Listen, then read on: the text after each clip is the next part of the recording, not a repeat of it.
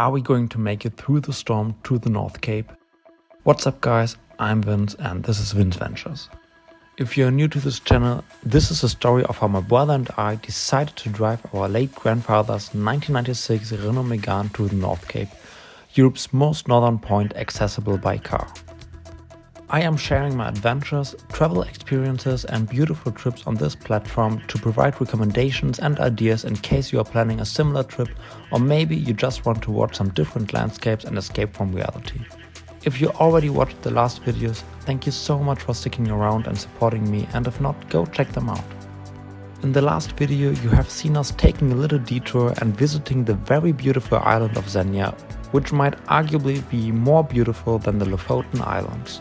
In the evening we had arrived at our accommodation in Alta, which was not self-check-in as written on Airbnb, so we couldn't enter our cabin after an exhausting long day, but luckily two French guys had 2 beds left in their room and kindly let us stay with them. As we didn't know the guys, the night was not as relaxing, but we were glad that we didn't have to camp another night as it was already much colder outside. A storm was approaching. In the next morning we left early, gave our last Haribo sweets to the kind Frenchman and drove to the first rest stop to eat our cereals and get ready for the day. It was there that the first truck driver approached us and asked us where we were heading. I told him that we planned to go to the North Cape this day and he warned us about the storm. A lot of trucks had already turned around because others had tipped over from the strong winds. We checked the forecast and indeed it didn't look very good. Nevertheless, we decided to keep going because we had a tight schedule and it didn't feel that bad behind the wheel.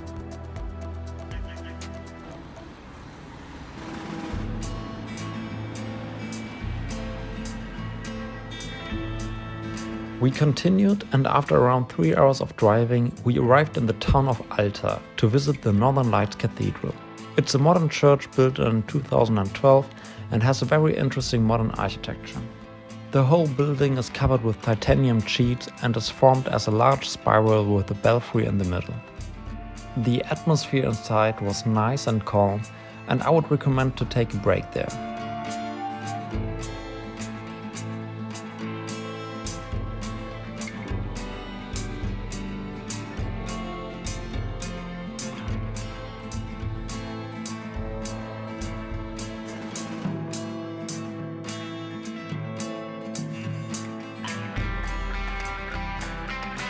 We bought some food for the next days and snacks for the next few hours of driving in the city center.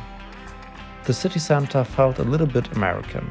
Most cars were big American SUVs and nearly all stores were in a mall-like building. I assume this is because in winter you don't want to walk from store to store in freezing temperatures. At a fuel stop we met a man from southern Germany with his motorcycle who had just returned from the North Cape the day before. And he warned us as well and told us about some friends of his who left their bikes at the side of the road because they couldn't deal with the winds anymore. This was the second warning we got and it made us worry a little bit and we thought about maybe waiting another day before driving ahead. But we wanted to try to keep up with our schedule.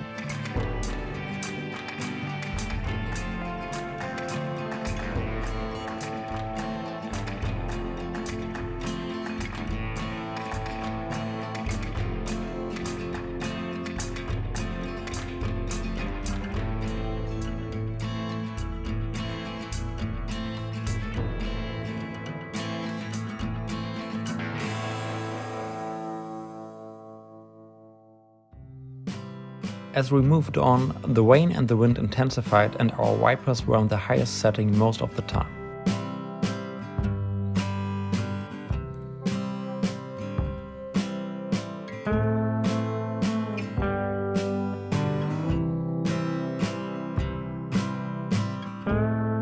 The roads got worse and worse again because of constructions, which slowed us down immensely.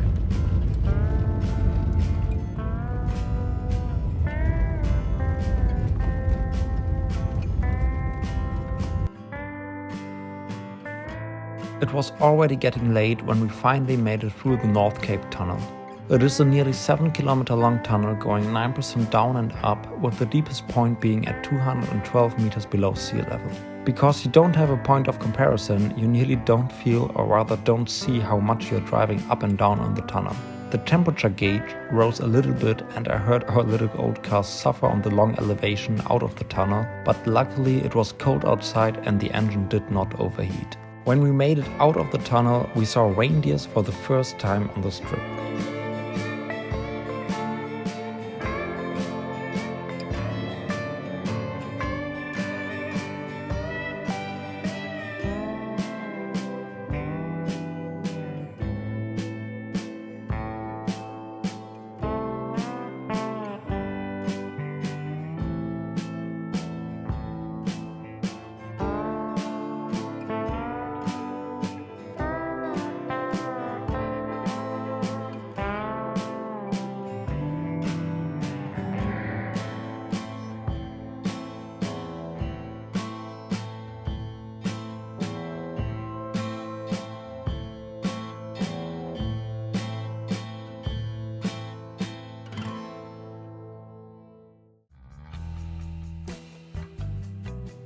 The landscape changed and there were more open fields and long straight roads with few traffic.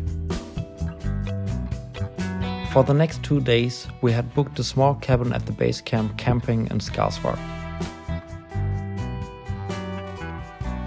To reach our destination, we would have to drive over one last hill with the road exposed to the elements. I already knew that in winter there are convoys on some roads, so you're not allowed to drive there alone and have to wait for the authorities to drive ahead. Something that is really unusual in summer. But here we were, suddenly in a traffic jam in front of a barrier in the middle of nowhere, just a few kilometers from our final destination. I let the engine run. We had enough fuel and I was worried that if I turned the car off it might not start again for whatever reason, so I wanted to be sure that we could go on as soon as we were allowed to. Behind us the queue got longer with cars and caravans waiting to go on. Some people even got out of their cars to take photos and stumbled and nearly fell in the storm, which by now got stronger with strong winds over 100 km per hour. In fact, it was so strong that it felt like the car was moving to the side every once in a while, which was unsettling to say the least.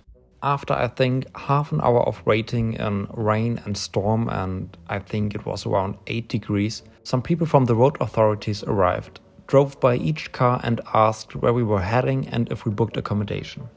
Anyone driving a caravan or people who didn't book accommodation were forced to turn around and go back to the next city.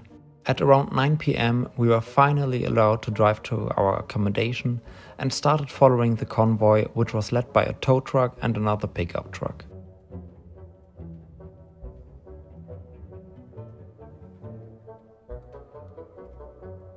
The road stretched in a long winding way up the hill and we were not able to keep up with the pace of the cars in front of us because of their elevation, but it was okay to go a little slower.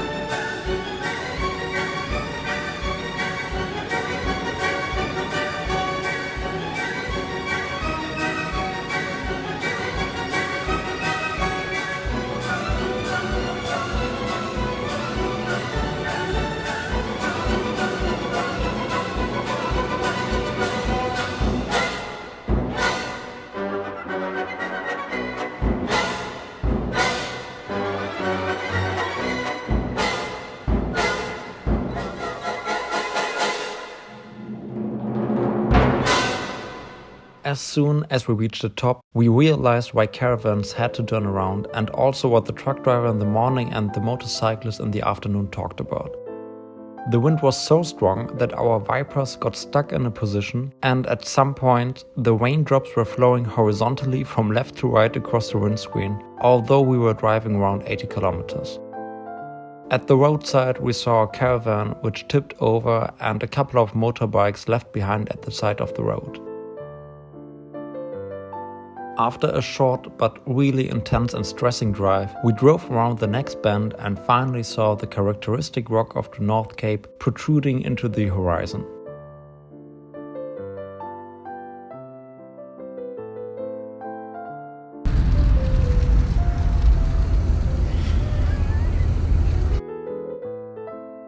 We arrived at our accommodation and felt lucky that we made it. The owner of the camp told us that this was the first time in many years that there was a convoy in summer, and in fact after us no one was allowed to drive on that road for the rest of the night. We got the key to our little cottage and it was really nice and cozy, and for the first time in a week we had a room to ourselves and good amenities nearby. I can only recommend to stay at this accommodation. We cooked some pasta for dinner and went to bed, exhausted from this long and stressful day of driving, but also excited to finally visit the North Cape in the next morning. But this will be something for the next video. I hope you enjoyed this episode, and as always, I put the link to the places we visited down in the description box below. So please leave a like, comment and subscribe, and see you next time as we finally make it to the North Cape and visit the North Cape Museum after the storm subsided.